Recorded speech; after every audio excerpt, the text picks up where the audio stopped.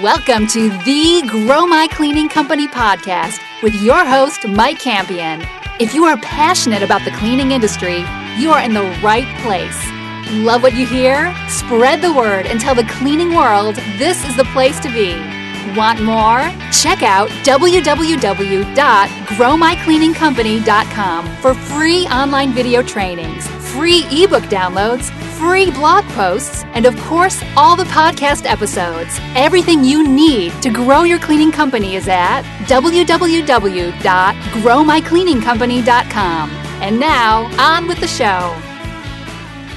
Welcome to the Grow My Cleaning Company podcast, where we coach owners of cleaning companies every Monday, Wednesday, and Friday, and anything and everything having to do with building, growing, and dealing with owning a cleaning company. If you're committed to growing your cleaning company, check us out at www.growmycleaningcompany.com. We got everything, including the kitchen sink, related to growing your company. We got webinars, books, we've got a Facebook community, we've got the podcast, YouTube channel, all sorts of nonsense. And if you want to be a guest on the show or have any questions or input or feedback, get a hold of our producer, Natalie, Nat at growmycleaningcompany.com, or just give us a ring, 480-648-5149 to apply or leave some feedback. That said, today we are chatting with Doug Cunningham from Clean It Inc. This guy works in the Des Moines, Iowa area, so we've got a Midwesterner on the phone. They do residential and commercial. If you want to reach out to Doug and his team, you can get a hold of them at www.clean, C-L-E-A-N, it, the number 4, the letter U. So clean it for you, but clean it, number 4, letter U.com. Doug, say hello to Clean Nation, man. Hey, good morning, Clean Nation. All right, I probably should just let this go, but I can't help myself. Full disclosure, Cleaning Nation. We're on the phone. I talked with Doug a couple of minutes before we got going. I do my best professional. All right, I'm going to hit record. We're going to go. And I promptly hang up on him because I just can't work talking and pushing buttons at the same time. And Doug was kind enough to take the smack in the face of being hung up on and still do the show. So, Cleaning Nation, Doug's a good guy. I'm vouching. Yeah, we're looking forward to talking with your podcast. Well, you're doing it right now, and I promise there's less than an 80% chance I'll hang up on you again before the podcast is over. Great. All right, man. Well, enough about me and my inability to work common everyday tasks. What's going on with you? How'd you get into the business? Where are you at? Give us a little insight, my friend. Well, we're a relatively young company. We've been in business for about 6 years. I have a business partner, Sean, and he purchased a small cleaning company years ago. He wanted to move out of corporate America and get more into doing something for himself and building his own world. And I came from the charity world. I was in healthcare charity type work, and decided to partner with him in building what is today known as Clean It. And it has been a fun roller coaster of a ride. We finally gotten to a point to where we have good pipelines of customers. We have happy staff. It's been a really good business, and we've enjoyed building the business, and we've definitely bumped into a few walls along the way, but I feel that we've done a really decent job. All right, beautiful. So hopefully you went from nonprofit to a for-profit business and didn't just switch nonprofits. Exactly. With that, it did help us to get more involved in understanding people's lives. And, I was in respite care prior, and so we would, focus on helping families that were caring for people with special needs, loved ones in their home, and getting them a break. And cleaning really is oftentimes giving people a break from their day-to-day routine so that they can have a more engaging life and be rested and not have to worry about that one task. So it really wasn't that big of a stretch for me, but the model of business is a little different. So. Okay. Cool. Hey, you've done such a good, I feel like I should ask a follow-up question, but you're so succinct. You're doing my job. I'm just going to take a break. I guess we can move right to the coaching, man. Sounds like you guys have done great for being somewhat new to the business and off to a great start, but I'd love to help you in any way I can. What's going on in your world that I can give you some help with? We have a great pipeline of advertising and marketing strategies that have helped us get people interested in using our services. And we've built a relentless customer happiness product. We really want them to be happy with their end result, not just satisfied. And so we really relentlessly work with them until we know that they're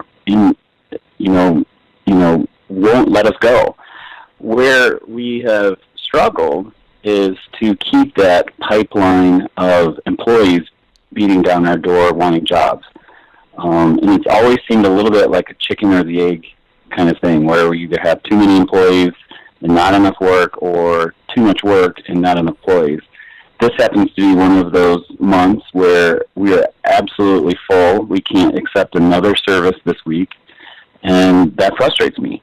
So I hate turning away money and new customers or pushing them off. We'd like to be able to people when they want to be served, but it's critical for us to be able to send people that we trust into people's homes or businesses. And it's such a personal service that we have to get to know them like family members. They have to train the way we like to have things done, and also feel like they're part of that experience. And that takes time. And so we're really wondering where we can put our efforts and time and money into getting more people that stay and will work for us. Okay. Gosh, that's such a good kind of synopsis of just the world that we all play in, so to speak. So yeah, let's just jump right in. I know, and to encourage you, that's Cleaning Nation has that exact same problem. So you are not a lone entrepreneur. Everyone else has got that figured out, and it's something else. We all kind of deal with the same two things. Before we jump in, I just had one quick thing. I really want to emphasize for Cleaning Nation and encourage you. I love that what did you call it? The happiness. You had a phrase that I really liked. Yeah, we want to seek our customers' happiness, not their satisfaction. We want them to be happy with the finished product and to realize that they enjoy the people that are entering their home, that they're getting the customer service. We're not perfect all the time, but by God, we'll fix it. If we need to come out just to re-wipe down the top of your refrigerator because our cleaners are too short to see it, we will do that. We want you to be happy with the product and stay with us. We actually have our very first customers to this day that we've had for all these years. Man, so yeah, a couple things. I just wanted to encourage you on two things, and again, I promise we'll get to the employee thing because that's key. But I don't want to, just walk by gems that you're kind of dropping out for me. First thing, I would name and brand that. I would create the deliriously happy customer guarantee. So I wouldn't just put happy. Or happy not satisfied, or deliriously happy not satisfied. So I'd put I can't think of the word. Kind of an adjective before the word happy, and then end it with guarantee and make it kind of a phrase, right? So you instead of just taking 30 seconds to explain it, it can be on a business card. Your employees know it. Your customers can share that with other customers. They can just say, "Oh yeah, everything you do comes with a deliriously happy guarantee," as opposed to trying to explain it. So I really like that. I'd probably kind of firm that up just because it's got a lot of potential power there. Second thing, gosh, there was another piece of that I really wanted to hit. Oh, you had a perfect quote, which I would use as a tagline. We're not perfect. We'll screw things up, but we'll damn well fix it, or something like that. That's a great tagline. You're just saying really good stuff that I'm like, man, that should be codified and intentional, and all of your people should be saying that exact same phrase as opposed to me just getting lucky and Cleaning Nation just getting lucky hearing it. So free coaching, it's worth what you paid, since you didn't ask that question, but it was such good stuff. I wanted to encourage you on it and help you leverage that for even more impact. All right, that said, let's talk about employees. It sounds like you're looking for kind of how to get the pipeline, and you said something that just rings true, and I want to talk a little bit about that and set the foundation, and then we'll move to the tactical pieces. But foundationally, you said something really important, which is I hear all the time said in different ways, which is, some months we're begging for customers and we want more business. We're trying to grow. Other months we're begging for employees, and it never seems that everything, or rarely does it seem that everything lines up and we're growing equally fast with customers and employees. And that's just a teeter-totter you're sick of. You want to get off that ride. Is that a fair kind of summary? Yeah, absolutely. Okay. So the foundational shift I'll give you, and it sounds like you may be halfway there. I just want to say it really clearly, so even if you're kind of doing it, it'll just encourage you and help make it clearer for you. I don't like that seesaw either. I don't like walking that tightrope. So what I always encourage my coaching clients to do is, people kind of get in any business that I've got to have customers coming in, but they kind of do the, well, we're slow, so I'm going to start doing marketing, or I'll start making cold calls, or I'll start, we don't have any customers, we're slow, so I'm going to start doing A, B, or C. And then the exact same thing with employees. We're short, we need more employees, so I'm going to start doing A, B, or C, which is really a, kind of a putting out fires way to go about it, and it makes it very difficult to grow, and you're constantly in that flux of, I'm running over here and trying to put out this fire, and that fire's out. Now, crap, well, I was getting new customers. The employee thing kind of spun out of control, so I run over there and put out that fire.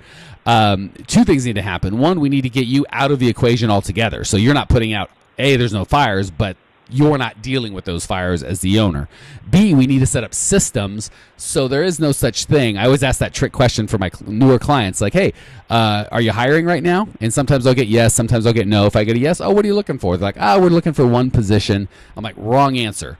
The right answer is, if I had 20 good employees, you could good, solid, amazing employees, you could probably find the work for them. And I've throughout my career, cleaning business and otherwise, I've always done that. If I got a RockStar, I put them on the payroll and figured out a way to because just the larger we get, the more we know that talent is really kind of what we're all vying for. Customers are one thing, they come and go, and some are better at attracting them than others, but talent is really what I feel that as a business owner, that was my job. So long story short, the foundational shift I'd encourage you to make is move away from I need employees to my job as business owners creating lots of systems, but the two main systems are, I'm going to create a system that independently of me and my efforts brings qualified candidates to me every month. And it brings two kinds of qualified candidates to be customers of mine, and that's a systematized process that comes in every month. So you set up the system, you tweak it, you spend some time, some months maybe getting it perfect, and then you walk away, and it should continue to bring in those qualified job candidates every month. The second system is the exact same thing, but for employees. So it might take you a month or 3 or 6, depending on how big your operation is and how good of a system you want to put together. But the goal is not to figure out better ways to put out the fire. The goal is to put in a sprinkler system, so it's just handled. So that's the first foundational shift I would make. Is I can give you lots of tips and tricks of, hey, here's how to get better people, but we've just got to shift from we need customers, let's start advertising. We need employees, let's start advertising. To we constantly have systems that generate employees and customers month in and month out, and just free you from that. It's never going to work out. So don't ever feel like, we've got too many customers, we've got to shut off the advertising. Wrong. Or we've got enough quote unquote employees, we've got to shut off that advertising, or whatever those systems are. Never the case. Your job is to put those systems in play. Then the only problem you're dealing with is tweaking and making sure they're kind of at right levels. So you're adjusting up and down, but you never shut them off. We go too much. Like, oh my gosh, we don't have any customers. Panic. I'm going to throw all my time and energy into finding customers. And then you get a wall of those, and oh my gosh, we don't have any employees. So it's kind of, going from 0 to 10 and back. We've got a nice system, and you're just tweaking it. So you might turn your leads in terms of customers or employees from a 6 to a 7 one month, or a 7 to a 6, but you're not going from 9 to 0, which is what most folks are doing. Before I go on, are we tracking, or am I just talking gibberish? You've made some very good points. In fact, it does make me think, because we have staff constantly working on direct mailers and ways of advertising and marketing to get new customers, but we only seem to do that in looking for employees when we feel like we have a slowdown or when we're too full. And so we don't really have a process right now where we're doing that constant employee search. Perfect. So that makes a lot of sense. Yeah, it's perfect. So that's the big. If that's all, I got a little more, but that's the only shift you walk away from is, I've got a nice system, and which puts you farther ahead than most I speak to. I've got a nice system where I've kind of got an automated stream of. When I say automated, that doesn't mean there aren't people working on it. You're just not that people. I've got automated stream of prospects, and those prospects turn into bids, and some of those bids turn into customers, and that happens. And if I want to crank it up, I can do that, and if I want to crank it down, I can do that, but it's happening. Just duplicating that mindset on the employee side will serve you a ton. All right. That said, now that we're kind of on the same foundation of we're always looking for employees. Like if I said, hey, you looking for customers? You'd be, of course I'm looking for customers. I've never had anyone say, aside from what you're saying, like, hey, right now at this very moment, I can't take one today, but yes, I would like conceptually more customers in the near future. All the time. Same with employees, right? It should never be like, well, how many good employees would you like? I can only handle one. Bull crap. You might have some, even within what you've got your top third, your middle third, and your bottom third. If you've got 2 more top third guys coming in, hire them. Best case, you find work for them, which is 9 times out of 10 what happens. Worst case, you get rid of some of the bottom 2, and you still are top grading. So there's really not a situation. And again, that's why they work in tandem, right? If you can't get customers, you don't need employees. You can't get employees, you don't need customers. So you've got to kind of have them both working. All right, enough of that nonsense, enough of the philosophical stuff. Let's get tactical. So there's a couple things. Where are you attracting your clients now? Or I'm sorry, your clients, your employees now, or your prospective employees? Well, right now we are asking existing employees to identify friends and people that they know and would like to work with to bring them aboard. And we do that, or we put ads out on like Craigslist, the local newspapers, and in general, like jobs boards that are around town that we are aware of. But it's been primarily through referrals. Okay, so another encouragement. You've got so much of what you're doing correct. Like I can see why you're having some success because you've got a lot of the pieces. It's so funny coaching. Sometimes I talk to people and they have nothing, and we got to start from scratch. And it makes my job easy. We're like, hey, I've got most of it together. I just need a little, just a little snap to make it perfect. So that's great. I always, first and foremost, not just employees, but your best employees. So bad employees will bring you bad employees, and good employees will bring you good employees. Just kind of birds of a feather flock together. So your highest caliber, best employees will absolutely be the best source, not of employees, period, but of your best employees. They'll just good quality people bringing good quality people. So I would continue on that. I might just systematize it a little bit. So maybe there's some sort of a system in terms of, well, let me give you another foundational thing, and then it'll work no matter what the outline is. I really like creating, just like you create you've got that happiness, like, hey, we're not just looking for satisfaction, we're looking for happiness. I would do that exact same thing with your employees. We're not just looking for happy employees, we're looking for deliriously happy employees. And you want to kind of give them little gifts and specific things. So instead of your best employee telling his friend who's going to be a great employee, yeah, I work at this place and it's good and you should come interview. Good employees hear that all the time. You want them to be able to say, when I got hired, they threw me a party with a cake and they invited my family and they sent a bottle of wine to my wife saying, thank you for sharing your husband. They made me feel like a king. I couldn't believe that this was just a janitorial position. Not only that, they've got a deal where, every single employee gets a free membership to a health club, and I've got a 401k, and they do parties every month, and you're invited, and they want the kids to come, and I came. The last party, there was an award. You want to give them real specific things where you make yourself very referable. So they're not just saying, yeah, it's great. And the cool thing with the $10 an hour employee, you have no competition. If you've got a $150,000 killer of an employee, you've got competition coming out of everywhere. Everybody's whining and dining and trying to let them know why their opportunity is fantastic.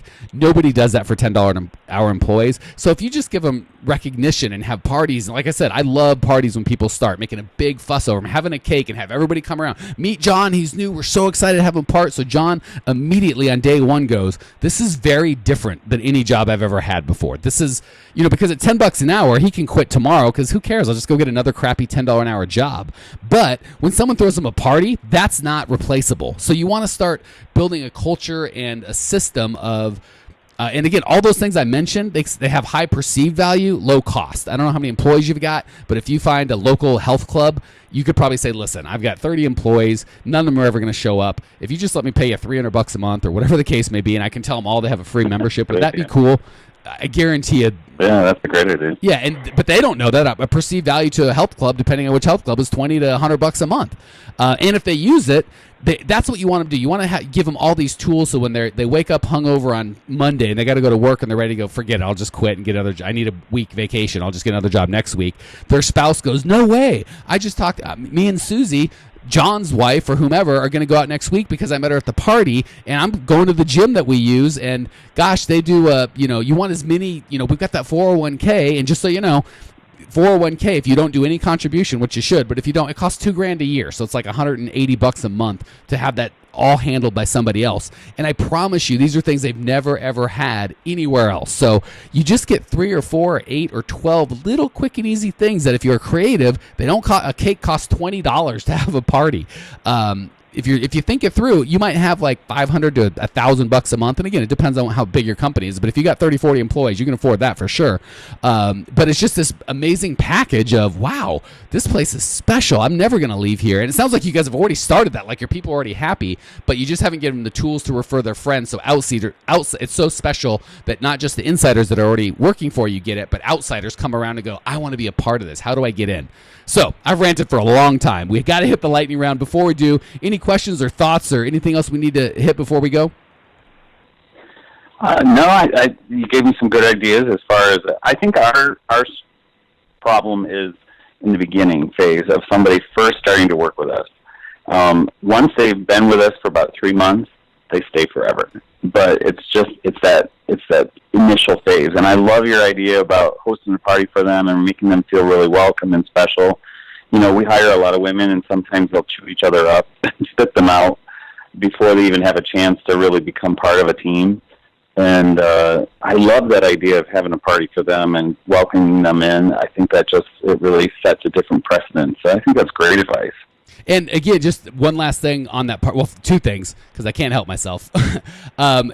Different podcast for a different day, but the fact that you've got, and again, that happens a lot with female employees not being sexist. I've had enough employees to know that's not atypical. That's a culture problem. That's a bigger problem than you think. That's got to get nipped in the bud. Where the culture is, we chew out and spit up people that don't fit. So people that don't fit our core values, that are rude or mean or mean-spirited or don't. Those people we chew up and spit out, but the good employees that do follow our core values and share the beliefs that we have, they feel like they're at home. So that's a huge issue.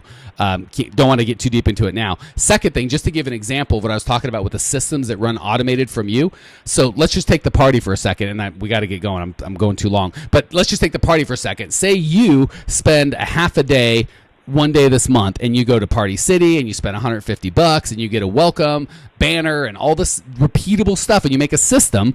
And then you then you write down the way that you have a party, and you just put, if we hire multiple employees, we have all parties on Friday. You write down all the things about, here's the box where we get the things and we decorate, and here's how, and you just write it down. You spend 2 or 3 or 4 hours creating the system to do a party. Then you hand that piece of paper off to whoever you want with the sheet of, here's exactly how parties happen. And magically that happens all the time until the end of time, every time somebody gets hired. And again, that's just an example. If you spend 4 or 5 hours, maybe a couple $100 on the front end, and then that system serves you forever. Same with the gym, right? It might take you 2 or 3 or 4 hours to get that relationship set up and yada, yada, yada, but then that's a gift that just keeps on giving forever. So again, you don't want to just do this the hard way with, I'm not saying, hey, Doug, you set up the party and you do this and you do that. I'm saying you create a system, set it in motion, and walk away. Does that make sense?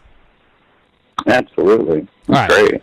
I have ranted and ranted. I need a nap. But before we do that, you're gonna get a chance to get back to Cleaning Nation. Let's hit the lightning round, my friend. 3 quick questions. I have full confidence you're gonna give 3 amazing answers. Question 1: what's the best piece of advice you've ever received?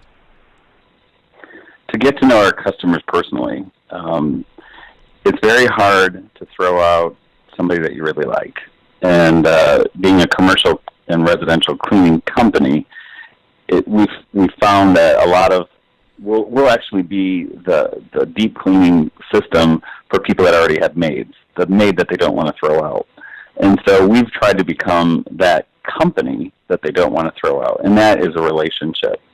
And so we bake cookies for our customers. We have an Expect to Win program, and if there is a complaint, we address it right now. And that has really, and we linked in to our customers on Facebook. We give them automated billing that has very community-based, information in it on how to improve their life, and it really has been a winner for us. All right, man. Thank you so much for sharing. Let's flip the script and go the other way. What's the biggest mistake you've made that Cleaning Nation can learn from your experience? I'd say the biggest mistake we've done is agreeing to do discounted advertising systems like Groupon or Living Social. Those they are not our customer base, and they have, our customer is not necessarily looking for a deal. They are looking for a quality relationship to provide an intimate service in their life. And, those Groupons, they might be great for restaurants or something like that, but those deals end up costing a lot of money, and the retention on the customer base might be 20%, and it ends up costing you a lot of staff time and frustration, and it can ruin a business. And we've gotten stuck in those a couple of times. Beautiful. That's excellent feedback. That's Cleaning Nation. If you missed that, rewind it, listen to that last minute. It was awesome. Last question. What's one idea Cleaning Nation can put into practice today that'll improve their business or their lives? I think our Expect to Win program is probably the best little snippet that we had developed. We always had really positive feedback from customers, but we really never shared that information with our staff other than to say, hey, you did a great job today. What we did is we actually put a process in place to where the cleaning crews leave a thank you code, and there's a QR code on the back of it. And if you link into our website, there's a feedback button, and you can leave your employee a tip. We give everybody a $5 tip that's on that crew that comes to your house, and if you get a compliment, those compliments are then every single day placed on a board in our main hallway. And so every crew that comes by sees all of those compliments on the wall, and it becomes a competition of focusing on good versus that one customer that screwed your whole day up because you can't please them. Beautiful. And I was just going to say, I would give that money in cash in front of everybody every week. So it's like $10-20 in cash that they can put in their pocket, and they don't have to go to the bank or anything, in front of everybody. You probably already do that, but that's more for Cleaning Nation. Yeah. Such a good idea. Didn't want to miss out. Also, to supercharge it, we just did an podcast interview with a company called So Tell Us, which does automated reviews where you get video and all this sort. It's fantastic. If you want to go to growmycleaningcompany.com/get reviews, and this is for you, Doug, as well as Cleaning Nation, you can get a free trial, and they waive the setup fee, and it's awesome. They get a lot of their customers get positive reviews from 90% of their customers, so couldn't recommend that high enough. All right, Doug, thank you so much for joining us. Thank you for sharing your passion and your desire to grow. I appreciate you. I know Cleaning Nation appreciates you. Cleaning Nation, if you want to check out Doug's show notes page and discover everything you need to grow your cleaning company, go to the website, growmycleaningcompany.com. Leave your questions, your comments, your rude remarks, and I will see you there. Congratulations! You are now 16% smarter. Still can't get enough cleaning goodness? Go to www.growmycleaningcompany.com for more of the good stuff. Ever want to be rich and famous? Owners of cleaning companies as well as industry experts can apply to be featured on the show by emailing our producer Natalie at support@growmycleaningcompany.com. Until then, don't miss out on all the latest cleaning industry lovin' at www.growmycleaningcompany.com. Check it out now.